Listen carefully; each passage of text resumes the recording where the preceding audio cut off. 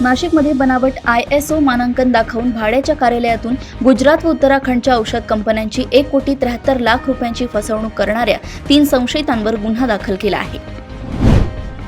MHT CET परीक्षेतील कथित अनियमितता आणि संशयास्पद गुणवत्ता यादीची उच्चस्तरीय चौकशी करण्याची मागणी करत अहिल्यानगरमध्ये विद्यार्थी व पालकांनी राज्यव्यापी आंदोलनाचा इशारा दिलाय.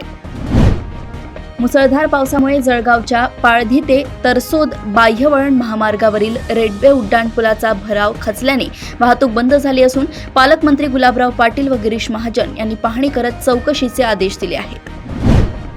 दोंडाईचा कृषी उत्पन्न बाजार समितीच्या प्रशासकीय इमारतीचे लोकार्पण करताना धुळे जिल्ह्याला सिंचन, शिक्षण आणि उद्योगात राज्यातील अग्रगण्य जिल्हा बनवण्याचा संकल्प पालकमंत्री जयकुमार रावल यांनी व्यक्त केलाय.